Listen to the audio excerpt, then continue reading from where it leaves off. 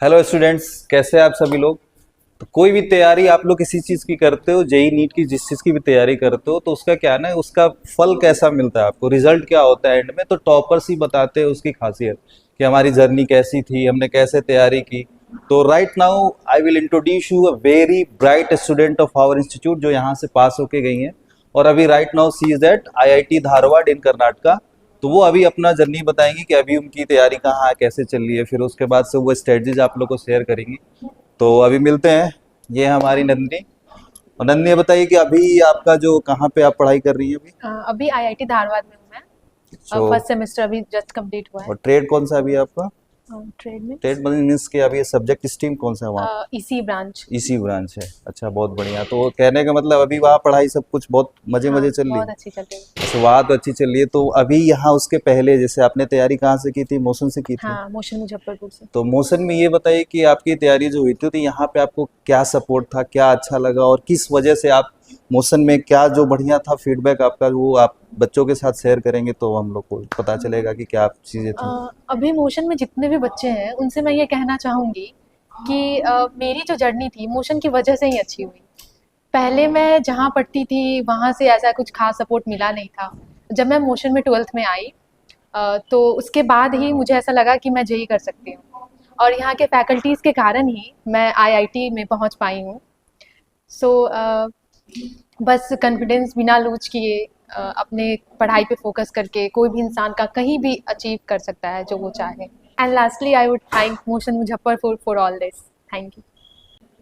अच्छा, यहाँ पे मान लीजिए कि जैसे बच्चों का एक रहता है कि यहाँ बच्चे कई सारे जो है टेस्ट वगैरह छोड़ देते हैं। तो आप बच्चों को ये बता दो कि जो जितने भी टेस्ट यहाँ होते हैं, यहाँ जैसे हमारे यहाँ कॉमन टेस्ट भी होता है और एक क्लास टेस्ट भी होता है, तो दोनों के क्या बेनिफिट्स हैं, बच्चों को क्यों देना चाहिए, इसके बारे में अगर कुछ बच्चों को शेयर कर सकती हैं तो बताइए। मैं ये कहूँगी कि कोई भी टेस्ट हो, कॉमन टेस्ट, क्लास टेस्ट या फिर अभी चल रहा होगा ब्रह्मास्त्र टेस्ट सीरीज, वो छोड़ना ही नहीं है। क्योंकि आई थिंक रिलेटेड क्वेश्चंस ही आते हैं मेंस में। और यहाँ एक ऐसा भी क्वेश्चन था जो केमिस्ट्री के फैकल्टी ने यहाँ पे कराया था नोट्स में, वो सेम जेईई एडवांस के क्वेश्चन में आया था। तो मैं ये कहूँगी कि नोट्स और क्लास टेस्ट ये सब नहीं छोड़ना चाहिए। क्योंकि क्लास टेस्ट जैसे कि मेरे ब्रह्मास्त्र टेस्ट सीरीज में लास्ट में जितने मार्क्स आए थे उसी के अकॉर्डिंग ही मेरे जेईई मेंस में भी रहे। तो लगभग सब कुछ सिमिलर ही रहता है, बस छोड़ना नहीं चाहिए टेस्ट। मतलब कहने का मतलब ये नन्ही का सुन लो सभी बच्चा लोग कि किसी भी तरह का कोई भी टेस्ट हो, चाहे क्लास टेस्ट हो या फिर आपके कॉमन टेस्ट हो, कोई भी टेस्ट छोड़ना नहीं है। हर टेस्ट को आपको अटेम्प्ट करना, देना, उसके बाद उसका जो भी अपना फीडबैक है, जो भी डाउट है टीचर से लेते रहना। और एक और चीज़ है, जैसे यहाँ पे डाउट्स लेने का, जैसे टीचर्स का है, बहुत बच्चे क्या होता है कि टीचर से डाउट्स लेने में और खुद से या किसी ऐप से समझने में, दोनों में क्या अंतर आपको लगता है। दोनों में बहुत अंतर है।